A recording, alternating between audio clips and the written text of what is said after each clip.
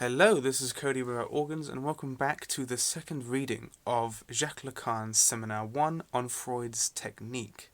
At the end of the last chapter reading, Lacan had then asked Manoni and some of the participants at the seminar to provide their own presentations on the question of resistance in Freud's writings. Chapter 2 starts off following after these presentations, which includes Manoni and Zieu, and present there as well is Jean Hippolyte. So there's a few familiar psychologists, psychoanalysts, and philosophers in the crowd at this seminar, which I said I got wrong if I mentioned this last time. I may have said this was being hosted at Saint-Denis or Saint-Vincent, but it's actually being done in a hospital in Paris, which I did not realise. So apologies for getting that wrong. I can't remember the name of the hospital though, but I might be able to find that before the end of this. Quickly then, before we get straight into reading chapter 2, I'm going to reading and recording these slightly differently from now on. All three of the texts which I read weekly, which includes Lacan's Seminar, Foucault's Essential Works, and Deleuze's Seminars. Originally, these were being held live and recorded through Discord, using Discord recording bots, and in a live class style where I would read the script, take pauses, explain parts of the text, linking with the other texts, and then I would have the floor open for questions, to which I would then spend a moment trying to answer the questions of the participants. I had already done a reading of this chapter and had some great questions. We had a great class, but the recording cut out halfway through and I was kicked off of the Discord server. So I ended up then reading the rest of the chapter to then find out only after I'd finished that none of it was being recorded. So I'm now going to change, moving forward, the way in which these are recorded. There's no longer going to be me hosting these classes, recording them live, taking long pauses to explain things. Instead, I'm going to focus on just providing a reading, on reading straight through the text, and then at the end, after the text has been read, after the chapter has been closed off, or perhaps at least with only one stop halfway through, to mark the halfway through marker, will I then explain and elaborate on certain points, on certain questions that I was asked in the classes, and classes will instead come after the end of each text. So I will spend a few months recording and releasing these weekly, Lacan, Deleuze, Foucault, and then after a text on a certain philosopher has finished, after a seminar has finished, I will then try to give a summary class where people can ask questions. Anyone can come to these classes and these lives to then give a presentation on that text, rather than host each reading of the text as a class individually, record them, upload them, blah blah blah. Moving forward, to quickly summarize, these will just be from now on recorded on my own, uploaded to YouTube, and then after the text has been finished, after the recordings are done, I will then schedule and host a class on the text for all to join. With that out of the way, I will now begin the reading to this second section of Seminar 1 on the preliminary comments on the problem of resistance following the presentations from the participants of Lacan's Seminar 1. Following O. Manoni's presentation, we should offer our heartiest thanks to Manoni, who has given us a most happy prologue to the resumption of the seminar's dialogue. Nonetheless, he has distinctly phenomenological leanings, and I don't think that the solution has quite the form that he leads us to believe, as he himself has sensed. But it is useful to have framed the question as he has, by speaking of an interpersonal mechanism, although the word mechanism can only be an approximation at this juncture. 2. Interruption in the course of D. Anzieu's presentation. Freud explains, apropos of Lucy R., that he had recourse to pressure of the hands when he could only obtain partial hypnosis. Later on, he says that he stopped worrying about this and even renounced seeking an answer from the subject to the question. In accordance with the classical method, "Are you asleep?" since he had the unpleasant experience of receiving the reply, "No, I am not at all asleep," which put him in a rather embarrassing position. He recounts in a naive and charming manner that he was obliged to tell the subject that he was not talking about quite the same sort of sleep as that to which the other's reply pertained, and that the latter must nonetheless have been a little bit asleep.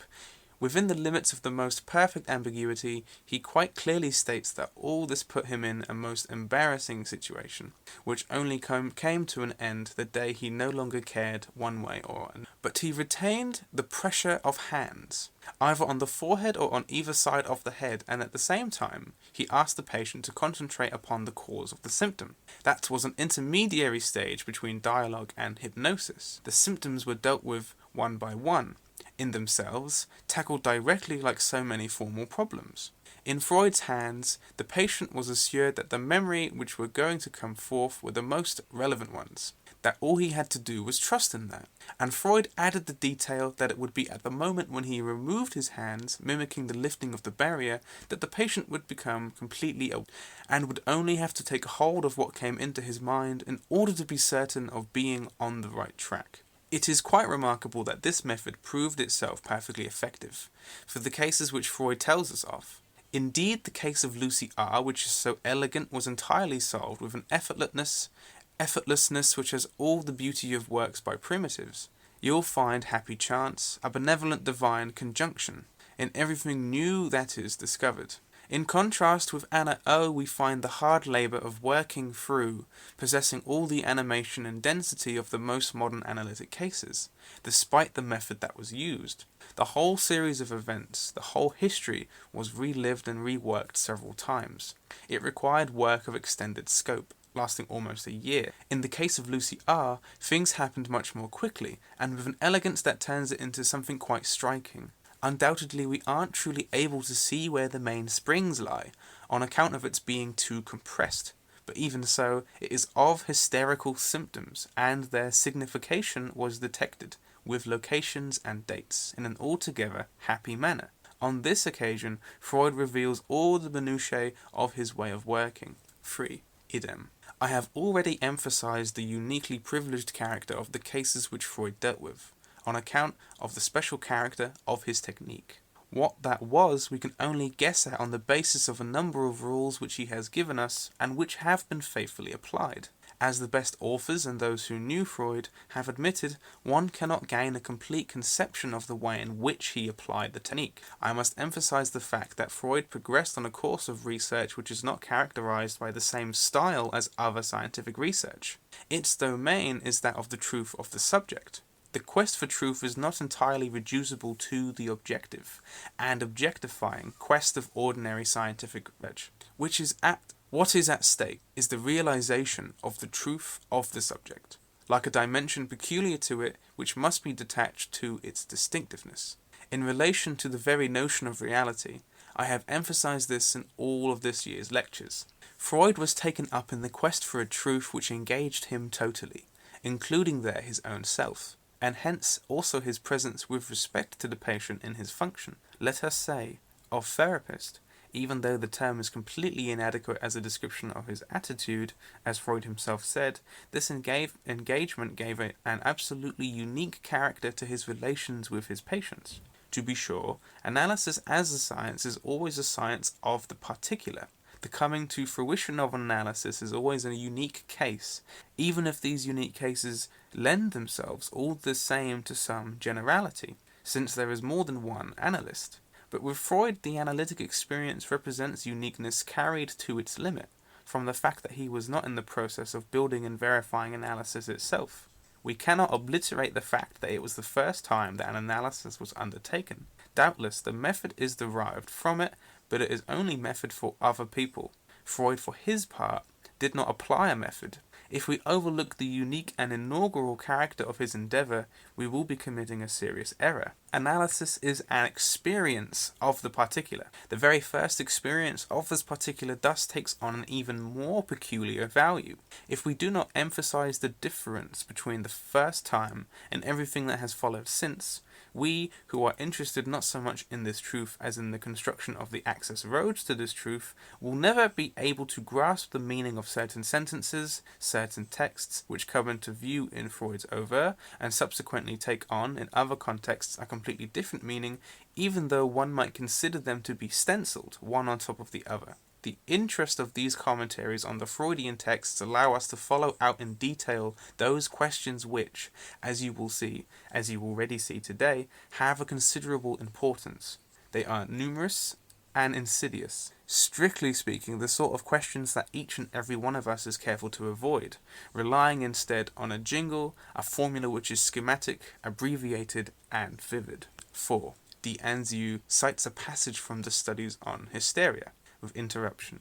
What's striking about the passage that you refer to is that it takes off from the pseudo-anatomical metaphor called to mind whenever Freud talks about verbal images wandering up and down the nerve fibers.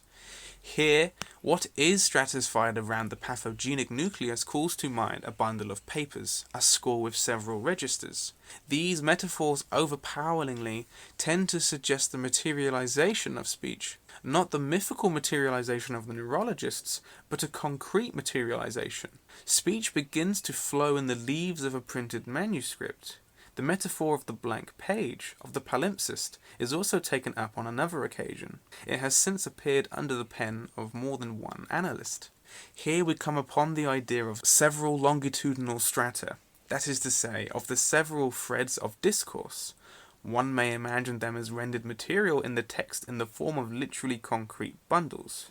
There is a stream of parallel words, and these broaden out at a certain moment to encompass this famous pathogenic nucleus, which itself is also a story. They move away from it in order to include it, and join up a little further on. The phenomenon of resistance is to be located precisely at this point. There are two directions, one longitudinal and one radial. Resistance acts in the radial direction. When one wants to get closer to the threads which lie at the heart of the bundle, it is the result of an attempt to remove from the external registers towards the center. From the repressed nucleus, a positive repulsive force is exerted, and when one strives to reach the threads of the discourse which are closest to it, you feel resistance. Freud even goes so far as to write, not in the studies, but in a later text published under the title Metapsychology, that the strength of the resistance is inversely proportional to one's distance from the repressed center. I am not sure if this is the exact wording, but it is very striking. It makes manifest the materialization of resistance acquired in the course of experience, and precisely, as Manoni put it just now, in the subject's discourse. In order to know where it is happening, ça s'y passe, what the material biological foundation is, Freud quite straightforwardly takes the discourse to be a reality in its own right. A reality which is there. A sheaf, a bundle of proofs, as one also calls it. A bundle of juxtaposed discourses which overlap, follow on from each other, forming a dimension, a layer, a dossier. The notion of a material support of speech, singled out as such, was not yet available to Freud. Today he would have taken the succession of phonemes which make up a part of the subject's discourse as the basis for his metaphor. He would like to say that one encounters greater and greater resistance the closer the subjects come to a discourse which would be the ultimate one, the right one, but one which he absolutely refuses. In the attempt at synthesis that you are making, what has not perhaps been highlighted is the question which, however, is in the foreground. Where resistance is concerned, the question concerning the relations of the unconscious and the conscious. Is resistance a phenomenon which occurs only in analysis? Or is it something we can talk about when the subject goes about his business outside of analysis, and even before he enters into it, or after he has left it?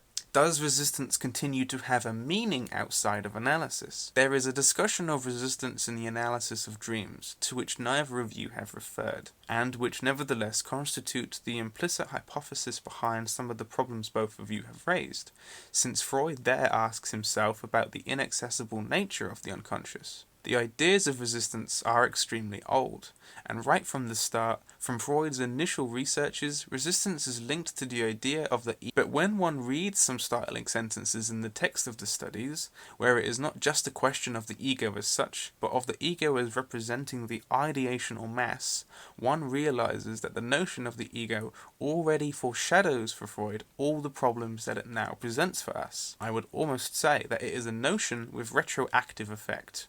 It even seems, from reading these early pieces in light of what has developed since around the ego, that the most recent formulations mask rather than reveal. One cannot but see in this phrase, the ideational mass, something very close to a formula that I could have given to you, namely that the countertransference is nothing other than the function of the analyst's ego, what I have called the sum total of the analyst's prejudices. Thus, one discovers in the patient a whole organization of certainties, beliefs, of coordinates, of references, which constitute in the strictest sense what Freud right from the beginning called an ideational system, which we can in an abbreviated manner here call the system. Does resistance stem only from that, when at the limit of this domain of speech, which is exactly the ideational mass of the ego, I portrayed for you the sum of silence, after which another speech again makes its appearance, that speech which is also to be reconquered in the unconscious, since it is a part of the subject separated from his history. Is that resistance? Is it, yea or nay, purely and simply the ego's organization, which, in and of itself, constitutes resistance? Is this what makes it difficult to gain access to the contents of the unconscious in this radial dimension, to use Freud's term? That is a very simple question. Too simple. Insoluble as such. Fortunately, in the first 30 years of this century, analytic technique made sufficient progress, has been through enough experimental phases to distinguish its own questions. As you see, it boils down to this, which, as I told you, will be the model of our quest. We must assume that the evolution, the ups and downs of the analytic experience teach us something concerning the very nature of this experience, insofar as it is also a human experience masked from itself. That is, applying to analysis itself the schema that it has taught us, after all, is in itself a roundabout way of having access to the unconscious. It also raises to the second degree the problem that is set for us by neurosis. I am only making a claim for this right now.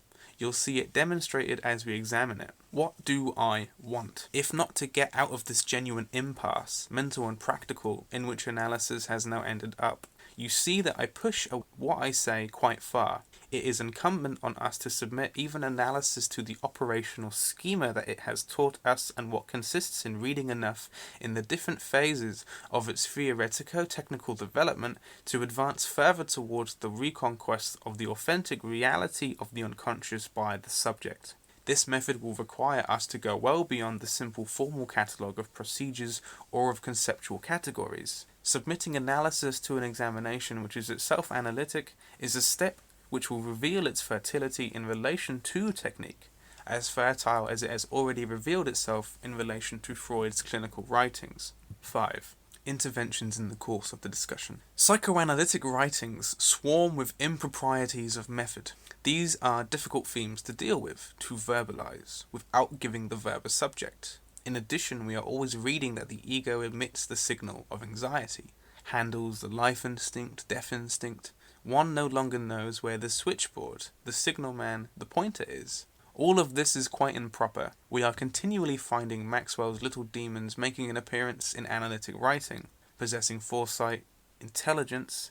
The annoying thing is that analysts do not have a clear idea of the nature of these demons. We are here to discover what the evocation of the notion of the ego means from one end to the other of Freud's work. It's impossible to understand what this notion represents as it began to emerge with the work of the 1920s, with the studies on the psychology of groups and das Ich und das Es. If one starts by drowning everything in a sum total, under the pretext that what is involved is the apprehension of a certain aspect of the psyche, that's not at all what the ego is in Freud's work. It has a functional role, linked to technical necessities. The triumvirate who work in New York, Hartman, Lowenstein and Chris, in its current attempt to elaborate a psychology of the ego, is always asking itself, what was Freud trying to get at in his last theory of the ego? Has anyone up to now really drawn out all the technical implications from it? I am not interpreting, I am only repeating what can be found in Hartman's 2 or 3 most recent articles in the Psychoanalytic Quarterly for 1951. You'll find 3 articles by Lowenstein, Chris and Hartman on this topic, which are worth reading. It can't be said that they lead to a fully satisfying formulation, but they are looking in that direction and propose theoretical principles which have very important technical applications, which according to them have not been noticed.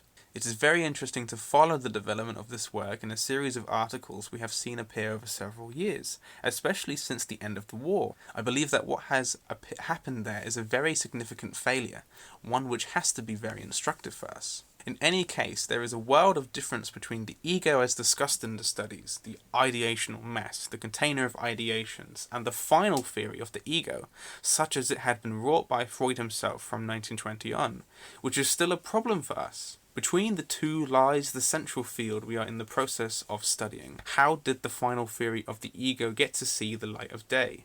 It is the apex of Freud's theoretical elaboration, an extremely original novel theory. Yet, under Hartmann's pen, it seems as if it strove with all its might to merge once again with classical psychology. Both of these things are true. This theory, Chris writes, brings psychoanalysis within general psychology, and at the same time constitutes an unprecedented innovation. A paradox that we will highlight here, whether we carry on with the technical writings up to the holidays, or tackle the same problem in Schreber's writings.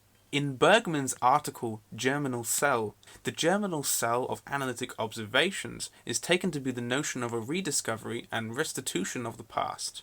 He refers to the Studien über History in order to show how, right up to the end of his work, right up to the final expressions of his thought, Freud always kept this notion of the past in the foreground, in 1,000 forms, and above all in the form of reconstruction.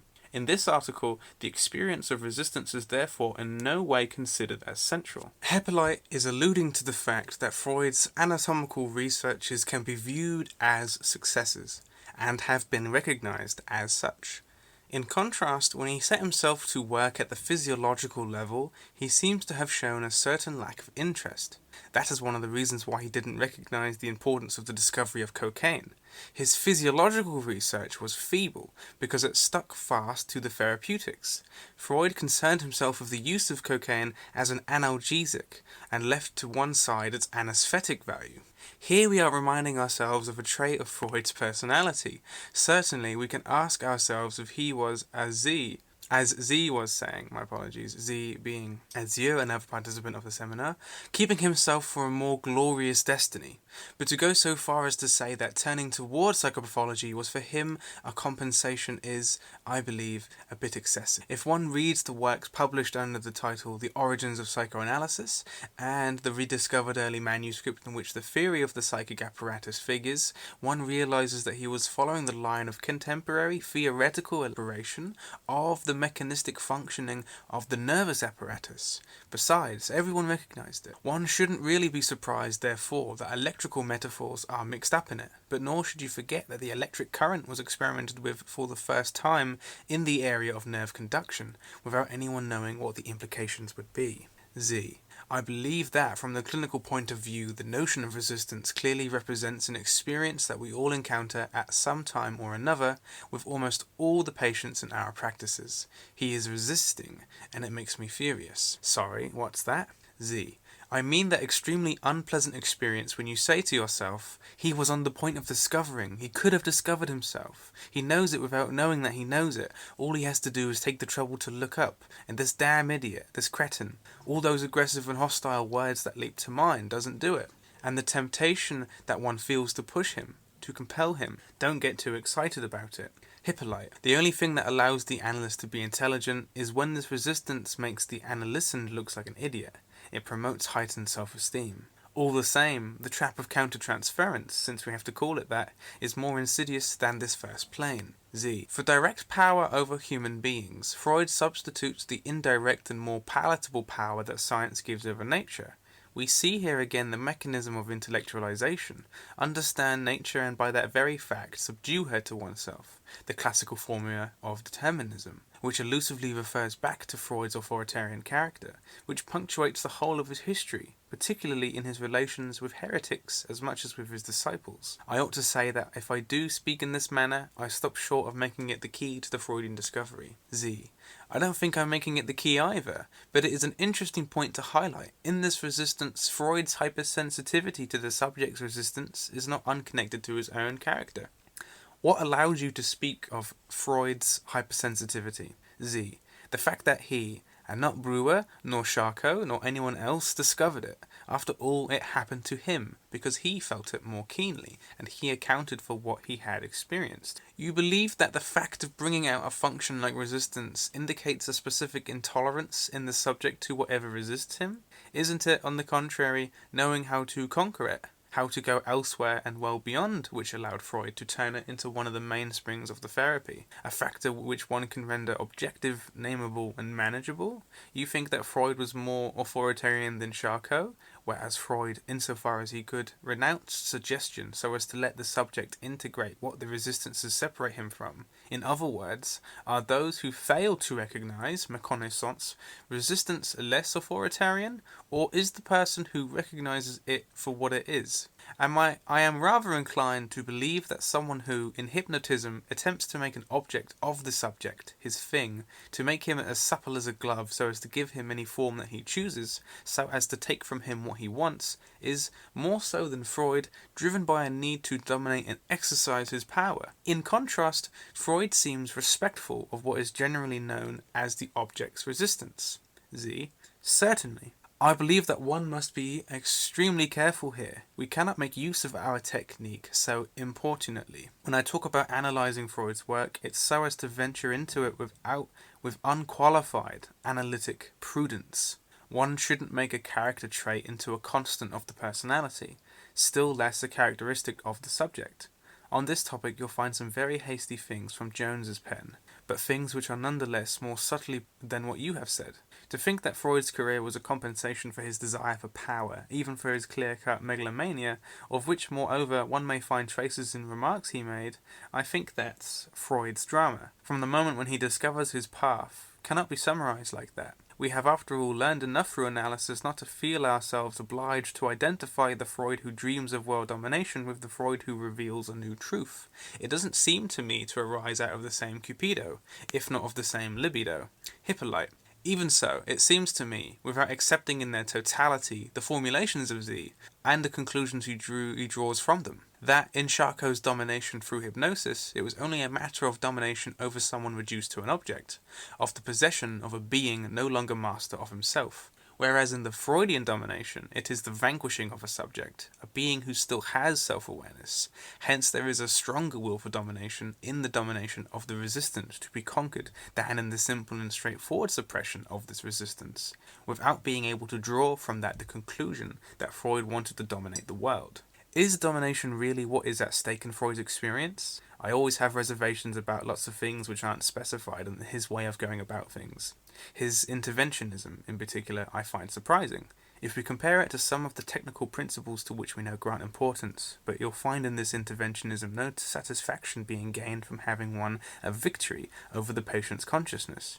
In contradiction to what Hippolyte says, certainly, than in the modern techniques, which put all the emphasis on the resistances. In Freud we find a more nuanced attitude, that's to say, more humane. It doesn't always define what is now called interpretation of defense, which is not perhaps the best way of putting it. But when all is said and done, interpretation of contents has for it the role of interpretation of defense. You're right to allude to this, Z. That is because that's for you. I will try and show you in what way the danger of a forcing of the subject through the analyst's intervention emerges. It's much more out in the open in modern techniques, as one says in talking about analysis, the way one talks about chess, than it was ever in Freud, and I don't believe that the theoretical promulgation of the notion of resistance can be used as a pretext for making this accusation against Freud, an accusation which goes radically against the liberating effect of his work and of his therapeutic activity. I am not putting your opinions on trial, Z, for this is well and truly your opinion. Certainly one should show a spirit of scrutiny, of criticism, with respect to the founding works, but in this form it can only serve to increase the mystery, and not at all throw light on it. That's the end of Chapter 2 on Freud's Papers on Technique, Seminars 1953 to 1954. These last two chapters have occurred between the 20th and the 27th of January in 1957, so there's a week in between each meet and each presentation and each speech. We didn't get to see, but you can find these, the speeches and the presentations performed by Anziu. D. Anziu is one of them, and the other one is O. Mannoni, Mannoni, and Anziu, Anziu. They have their presentations there that reply to the first chapter on Lacan, and this section is Lacan's commentaries, interventions, replies, responses to these presentations on Freud's Papers on Techniques. Hippolyte, it's very interesting that Hippolyte is here. Jean Hippolyte was one of the key French philosophers who introduced and translated the works of Hegel and brought Hegel into French continental philosophy following the currents that have just come out of German idealism. Obviously, Marxism had made a big philosophical movement, especially in French academia, and Hegel, especially on the Frankfurt School in Germany, but now here in France as well. You have Alexandre Cohevet, Lacan's teacher, who produced an introduction to Hegel's phenomenology of spirit, and Hippolyte wrote Genesis and Structure of phenomenology of spirit. So the same text, but two different philosophers with two different styles, two different readings. Cohevet being the teacher of Lacan, but also Fusser, Merleau-Ponty, Georges Bataille, and Hippolyte goes on to teach Deleuze. So it's interesting that Hippolyte is here in conversation with Lacan, talking about Freud and psychoanalysis from a Hegelian perspective nonetheless, but from his own critical Hegelian perspective. It'd be interesting to see a conversation between Hippolyte and Cohevet. I wonder if Cohevet turns up. I'm not too sure. I speak like I'm very familiar with the philosopher Cohevet, but I've read the Introduction to Phenomenology, and there's a couple other works on Wolf, on human spirit, by Cohevet, original texts that aren't on other philosophers. And Hippolyte has a couple too, but they are more known for their students than they are for their original works, since their students have been far more. I think even Sartre was a student of Cohevet. So yeah, very, very influential, famous French philosophical names. Althusser goes on to teach Foucault, who becomes very good friends with Deleuze, but this whole generation of what we call continental philosophers, the existentialists, the Marxists, the post-Marxists that emerge in France after the 50s, and this is Lacan teaching in the 50s, are deeply influenced by Cohevet and Cohevet students. You have the post-Nietzscheans like Bataille, you have the structuralist Marxists, the anti-humanist Marxists that take after Althusser, like Foucault. Huge influences from Sartre and Beauvoir on existentialism, humanism, and Marxism. You have all these waves being made in French theory, in French academia, not just structuralism and Marxism, but also the works of Hegel, the responses to German idealism, responses to philosophers before like Kierkegaard and Nietzsche. And Heidegger turns up on the scene at the same time as Lacan, doing phenomenology, responding to Greek metaphysics, and to the phenomenology of Hegel and Husserl. So I'll end the recording here. Thank you very much for listening to this reading of Chapter 2 of Lacan's Seminars, Freud's Papers on Techniques. I will now be reading Chapter 3 and uploading these to YouTube for you to listen at any time. Thank you very much. Have a good day.